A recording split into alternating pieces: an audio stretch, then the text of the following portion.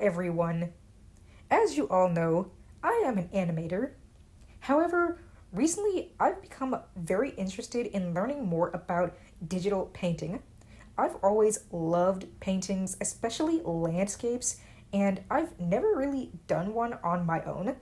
The only paintings I ever really did in the past were for school assignments or other more fun projects with friends, but I've never really sat down to actually learn real painting, especially for landscapes, which I adore. So recently, we at Twinimation Studios did put out a brand new workshop where we discuss the process of becoming an artist on a budget. And within that video, I do mention a few digital painting programs for my painting experts out there. But in doing so, I became more interested in wanting to try to make some actual paintings on my own. In that workshop, I did create a short little showcase of the digital painting program Rebelle 7, and I really enjoyed using it, but most of the paintings I created in there were pretty much just some random abstract paintings and nothing really solid. So that's what we're going to be doing today. I want to take you through my process of being an animator and essentially a rookie painter using the digital painting program Rebelle 7. So let's get started. First things first, I had to, of course, find a tutorial to paint along to since I am just a rookie here, and I decided to paint along with YouTuber Robert Mee, specifically his video Winter Wonderland in Oils. I've been greatly enjoying watching his videos. He does lots of different videos on oil paintings and watercolor paintings on his second channel, so I definitely recommend you guys check him out if you have not already, and you have an interest in landscape painting as well. So now we're going to finally get into things. I have a quick video showing me sketching out the actual background for the painting that we're going to be working on. And the entire process is just me following along with Robert Mee in his video. Now, you're going to notice right off the bat that things are not going well. Like I said, I am a rookie novice painter. I have not done much painting at all in years. But especially I'm not familiar with digital painting programs, and Rebelle 7 is probably one of the most advanced digital painting programs out there, so I definitely started myself out on hard mode. I know what you guys are thinking, why not choose a more simple program to work with?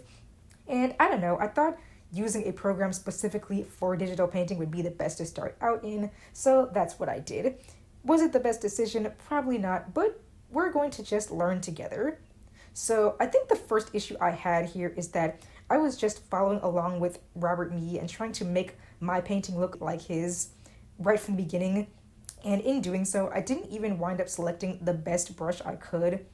You can see me just putting down colors, trying to form shapes in the same way that is happening in the tutorial video, which, by the way, I'm not going to show the video on screen, of course, because I want to show my process of painting, and if you guys want to check out Robert Mee's video, I will put it in the description so you guys can check it out, but I'm definitely not doing the process correctly here. First of all, you can see that I blended the colors together in the sky, and it's so hilarious because I blended it at the exact moment where Robert Mee said that we really shouldn't be blending anything at this point in time, but again, my colors were not meshing and mixing well enough, so I thought, oh, I'll just blend them together, but that's not what you should be doing. We should be trying to blend and mix the colors naturally, which was not working well for me because I, long story short, did not choose the best brush. Now, before I did this study, I practiced in Rebelle a little bit on my own off camera and tried out a few different brushes here and there, and I thought this brush, which is simply called Harry in the round oil and acrylic brushes, was the best looking brush, and I thought it was working out really well, but unfortunately it really just didn't match the style that I was trying to go with when following along with the tutorial that I specifically selected. I do end up in this video using a different brush alongside this brush. It's the brush called Thick Harry, a few spaces down from the Harry brush, which I think I should have just used from the start since that brush has the thickness that I was missing in this painting. That's pretty much the biggest issue with this first attempt, is that the brush is just way too flat and it doesn't work well with what I was trying to emulate in the painting tutorial that I chose. This might be more fitting for more of a casual painting where we're not worrying about too much thickness with the actual form. Maybe something more like a Bob Ross painting, but definitely not what I was trying to emulate here. So the entire process really does not go over all too well. And right now you can actually see me starting to incorporate a bit more of the thick and hairy brush, which again, I do believe is the brush I should have started out with. And it is the brush I'm going to use in the second attempt because, spoilers, I don't end up liking the way this painting turned out.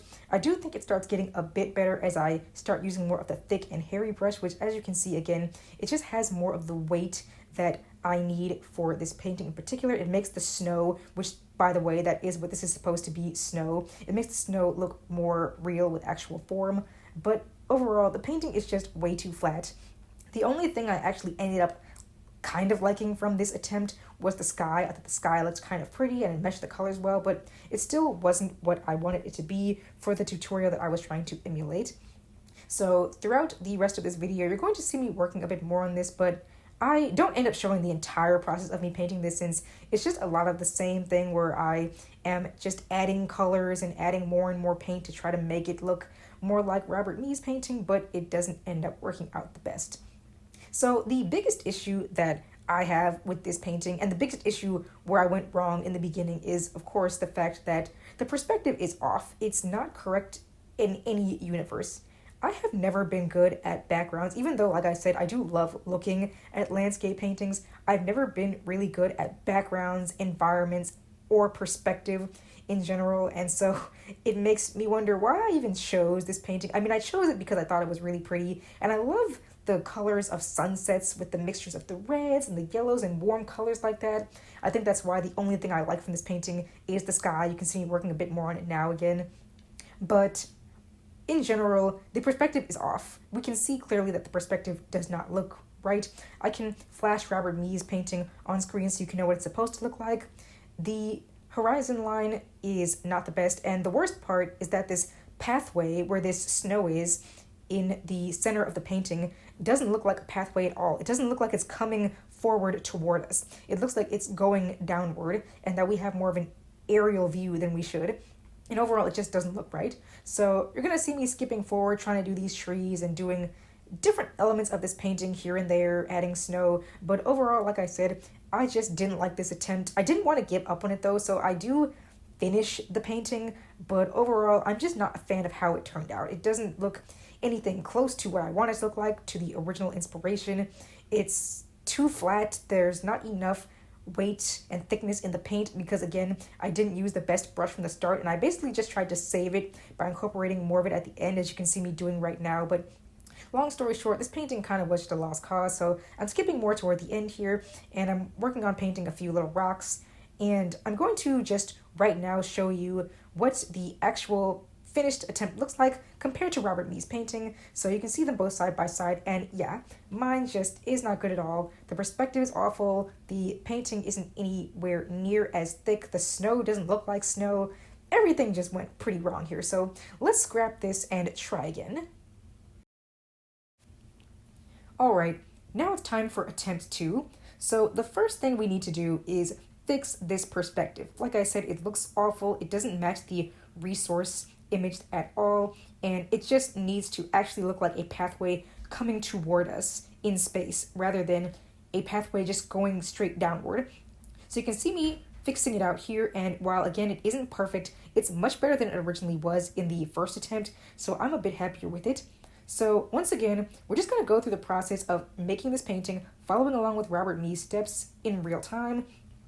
So the first thing you can notice that I'm doing here as an improvement is I'm using the thick brush over the thick and hairy brush and the hairy brush. I ended up deciding to go with a different brush entirely because I think this brush is just more of the look that I wanted. It has those thick lines. It has the actual weight of the paintbrush that I wanted originally. So that's what I'm going to be using during this second attempt.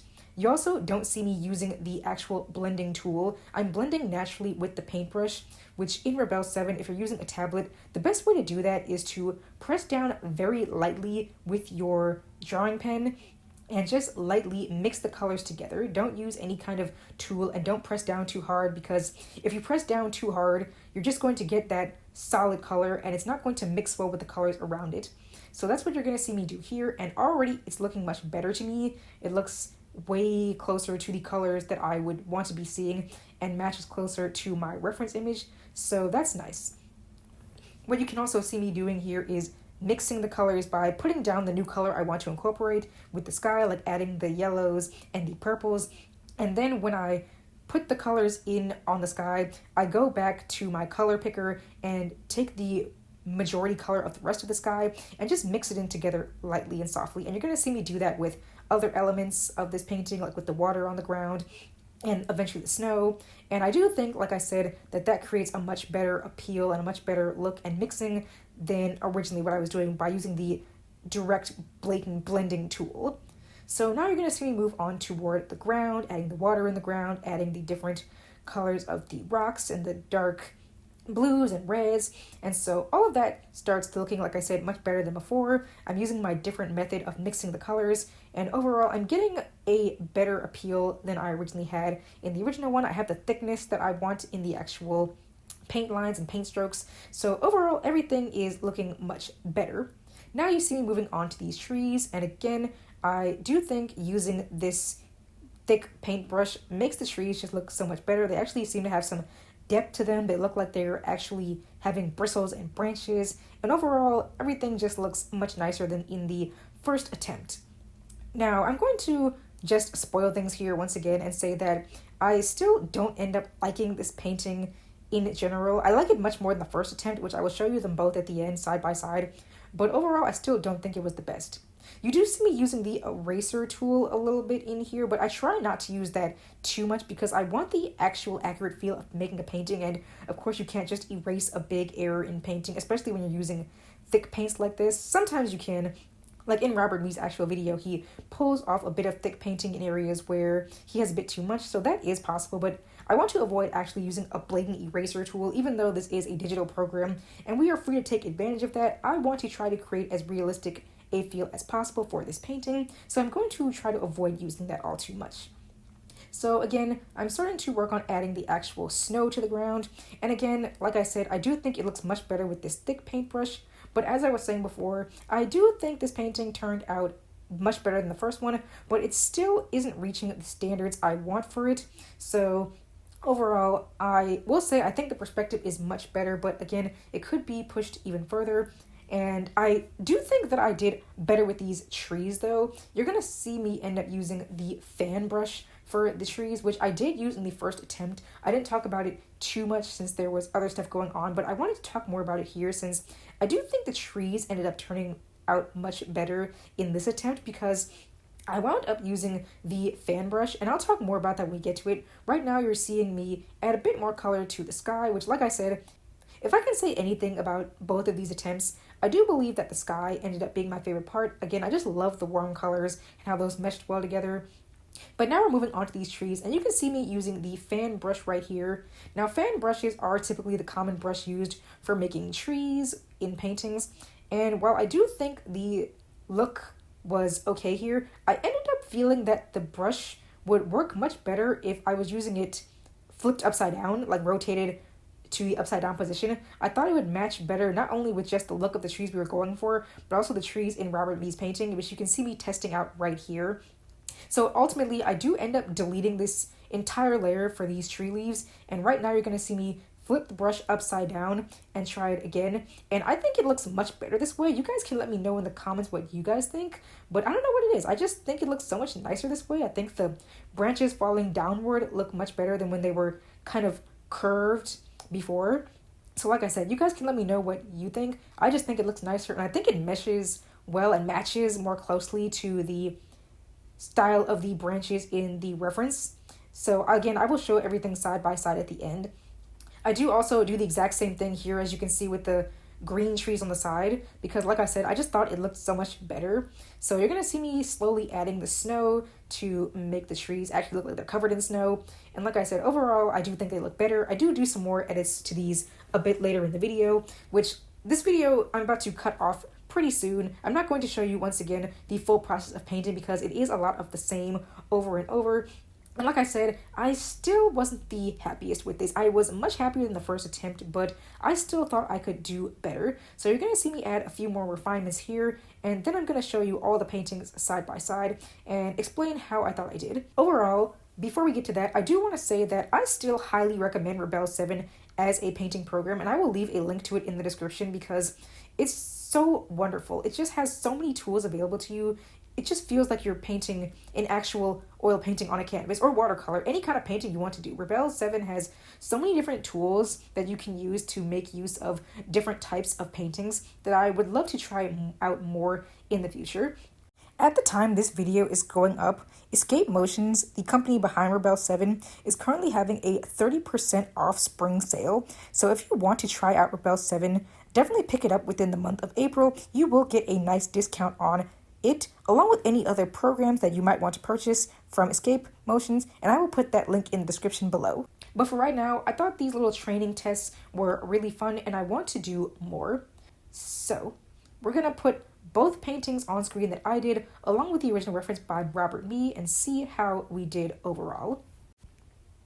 So, here are all three paintings side by side, the original reference from Robert Mee's tutorial, along with my 2 attempts, and you can definitely see the improvement from attempt 1 to attempt 2. We're definitely starting to get more of the illusion of realism, along with depth and form, and we're getting better with our color mixing and using the thicker paint, but it still isn't the standards I want it to be. I know I can do better with this, and so that's what my goal is. Like I said, using Rebelle 7 right from the start was probably a bit of a bold choice. Maybe a simpler program would have been better for me, a program I'm more familiar with, but I don't regret it. I definitely was happy to at least start this training out now so I can get more of the hang of using Rebelle 7 brushes. And like I said, I still definitely recommend the program. Even if you're just a novice, I think it would be great to get your hands on trying out digital painting. But maybe you think that's still too advanced for you, like it probably is for me. That's okay, because I had the same thoughts while working on this. I also thought to myself that I only really tested out working with oil painting, since that's what the tutorial I watched was. I didn't try making a watercolor painting at all. So that's what we're going to do moving on in this study. I'm going to try out one of Robert Mee's watercolor tutorials. But before I do that, I think I need to refine my skills a bit more. I think I need to really get the hang of working with realistic painting brushes in digital programs in general. So that's what we're going to do moving forward. Stay tuned for part 2, where I will continue with this painting study with this Winter Wonderland painting, where we're going to be trying out a different digital software. I will see you all next time in part 2 as we try recreating this painting, this time in Krita. See you then.